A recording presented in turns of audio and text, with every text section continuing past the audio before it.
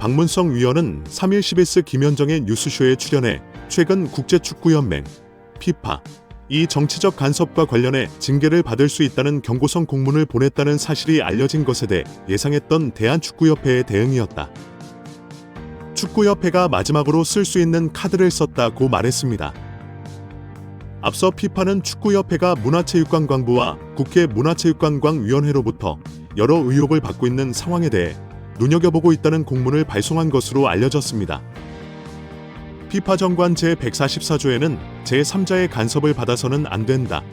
또 제15조에는 어떠한 정치적 간섭으로부터 독립돼야 한다고 명시되어 있습니다. 이를 위반할 경우 축구협회는 자격정지 등 징계를 받을 수 있는데요. 자칫 피파가 주관하는 모든 대회 출전마저 금지될 수 있습니다. 예를 들면 한국이 월드컵에도 못 나갈 수도 있습니다.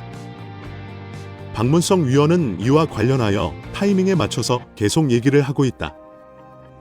문체부가 감사 들어간다고 했더니 그때도 미디어에 이걸 흘렸다.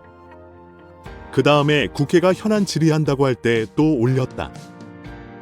문체부가 발표하는 날 끝나니까 이걸 또 흘렸다. 그래서 제가 별로 놀라지 않았다. 예상했던 카드라고 말했습니다. 이어 피파는 각 나라의 축구협회가 독립적으로 자율적으로 운영되는 걸 중요시 여긴다. 그런데 인사권의 외부의 힘이 특히 정치 사이드 쪽에서 뭔가가 들어와서 하는 거에 대해 굉장히 심각하게 바라보는 게 있다. 제재를 내린다. 그거를 문체부도 알고 있다고 설명했습니다. 실제로 지난 2015년 쿠웨이트 대표팀이 월드컵 예선에서 몰수패 처리를 당한 바 있는데요. 당시 쿠웨이트 정부가 스포츠 기구의 인사권에 개입할 수 있게 법을 고치자 피파는 자격정지 처분을 내렸습니다. 인도네시아도 해당 사항 등을 위반했다는 이유로 피파 징계를 받은 바 있습니다. 하지만 박문성 위원은 인도네시아는 피파 대회 개최권을 얻었는데 참가팀인 이스라엘을 종교적, 정치적 문제로 거부를 했다. 당연히 문제가 됐다며 피파는 외부의 힘이나 정치의 개입 같은 것들 때문에 월드컵 등의 제재를 내릴 때는 정부가 축구협회를 강제 해산하거나 회장 선거에 부당하게 개입하거나 인사권이나 돈 재정을 통제하는 법을 만들 때 등 외부의 힘, 정부나 정치, 이 축구협회를 완전히 종속, 지배할 경우라고 주장했습니다. 현재 축협이 감사, 현안 질의 등은 전혀 해당되지 않는 사항입니다. 이어 박문성 위원은 2005년과 2011년 축구협회가 국회로 향한 일을 언급하며 그때 피파가 아무 말도 하지 않았다고 말했습니다. 그러면서 피파 제재 때문에 걱정도 되고 무섭기도 할 것이라면서도 하지만 그렇게 아이고 이거 큰일 나는 거 아니야라고 협박하고 겁박하는 건이라고 비판했습니다. 따라서 문체부에서 협회를 완전히 종속 지배할 수 없기 때문에 감사를 통해 명백한 문제가 있음을 공식적으로 공표함으로써 해결해야 한다고 말했습니다. 와중에 축구 대표팀 감독을 맡은 홍명보 감독입니다. 박종환 감독이 대표팀을 이끌던 1995년 한국팀은 코리아컵 준결승전에서 예선에서 쉽게 승리했던 잠비아에 패했습니다. 그런데 이 경기 전날 박 감독의 억압적이고 비인격적 훈련에 불만을 품고 있던 홍명보, 황선홍 등 주전 선수들이 경기 전날 술집에서 대치할 정도로 술을 마신 사실이 언론에 보도돼 난리가 났습니다. 그래서 홍명보 선수 등은 징계 위기에 처했는데 이들은 그 제자로 박 감독을 꼽았고 언젠가 복수하리라 맹세했다고 합니다. 다음해 아시안컵 8강 대 이란전에서 한국은 6대2로 참패하여 유례를 찾기 힘든 참패를 기록했습니다. 특히 전반에 2대1로 앞서고 있었는데 휴식 시간 라커룸에서 무슨 일이 있었는지 후반에만 연속으로 5골을 허용한 것입니다. 당사자들은 부인하지만 이 사건은 축구계뿐 아니라 축구 팬들도 의혹을 거두지 않고 있습니다. 박 감독은 결국 감독직에서 물러났고 당시를 회상하며 자살까지도 생각했을 만큼 개인적으로도 충격이 컸다고 했습니다. 한국이 참패를 당하자 국내 언론들은 한화회를 이끌고 있는 홍명보가 태업을 이끌었다.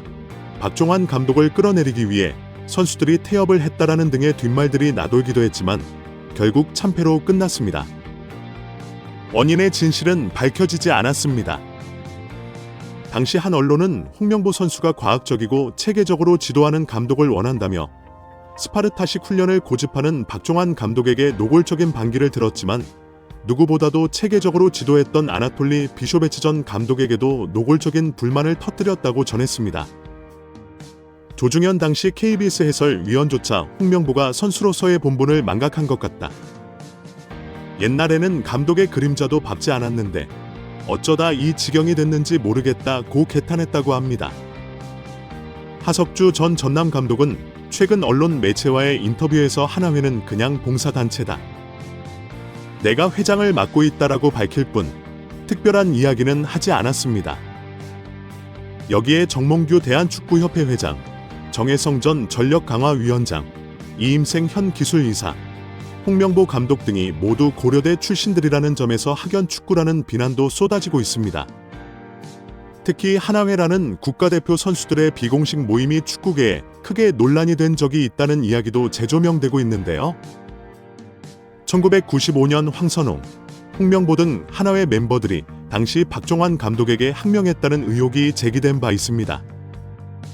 1993년에 결성된 하나회는 당시 전현직 프로 선수 및 국가대표 선수 43명으로 구성된 모임입니다. 이 모임의 회장을 맡고 있었던 하석주 전 전남 감독은 2013년 한 매체와의 인터뷰에서 하나회는 그냥 봉사단체라고 말한 바 있었습니다. 한 스포츠 에이전시 대표가 대한축구협회의 감독 선임 과정에 대한 불공정을 폭로하고 나서며 화제가 되었습니다. 자신을 JP스포츠 그룹 대표이사로 소개한 전 피에트로는 19일 자신의 SNS인 인스타그램을 통해 대한민국 국민 여러분들에게 한국 남자 국가대표팀 감독 선임 과정에 관한 진실을 밝힌다.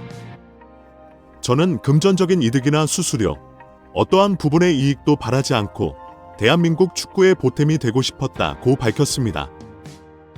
전 대표는 세간의 화제가 됐던 에르베 르나르 감독은 축구협회의 응답을 마지막 순간까지 인내심을 갖고 기다렸다고 하며 그러나 협회의 무례한 처리 방식에 깊은 충격을 받았으며 결국 제가 르나르 감독에게 사과할 수밖에 없는 불편한 상황이 벌어졌다고 덧붙였습니다. 르나르 감독은 2012년 잠비아, 2015년 코트디부아르 감독을 맡아 두 차례 아프리카 네이션스컵 우승을 차지한 명장이며 사우디아라비아를 2022 카타르 월드컵 본선으로 이끌었습니다. 그는 조별리그 1차전에서 리오넬 메시가 이끄는 우승팀 아르헨티나를 2대1로 꺾는 파란을 일으키기도 했습니다. 2024년 파리 올림픽을 끝으로 프랑스 축구협회와 계약이 만료되는 르나르 감독은 차기 한국 대표팀 사령탑 후보로 거론된 바 있습니다. 전 대표는 이번 입장에서 출국 전 이미 짜인 대본처럼 홍명보 감독의 선임이 결정됐고 이에 대한 협회의 불투명한 행정 절차는 또 실망스러웠다고 말했습니다. 유로 스페인 우승을 거둔 루이스 데 라 푸엔테 감독 등의 만남을 위해 이임생 대한축구협회 기술발전위원장에게도 제안했지만 답변조차 받지 못했다고 토로했습니다. 전 대표는 유로 국가대표를 우승한 감독이 9억 원을 받는데 홍명보 감독이 그보다 더 큰 금액을 받는 이상한 상황이 결국 벌어졌다며 공식 채널로 리스트를 요청했음에도 불구하고 무시하는 것만한 행태와 선임을 먼저 정해놓고 나서 리스트를 요청했음에도 통보하지 않는 이상한 행정기라고 비판했습니다. 대한축구협회는 두려움을 조장하는 곳인 것 같다고도 적었습니다. 안정환은 18일 자신의 유튜브 채널에 김남일, 김영광, 조원희와 함께 출연하여 자신이 국가대표로 활약했던 20년 전 상황에 대해 폭로하며 화제가 되었습니다. 안정환은 당시 본프레레 감독의 커리어가 다른 감독보다 떨어진다는 사람들이 있었다고 언급하며 그들은 어떻게든 본프레레 감독을 자르고 자신이 감독 자리에 앉으려 했다고 말하며 KFA 내부에서 감독을 향한 영향력이 있음을 시사했습니다. 함께 국가대표로 활약했던 김남일 역시 당시 뛰던 선수들은 감독이 2명인 것 같은 느낌을 받았다며 의미심장하게 덧붙였습니다.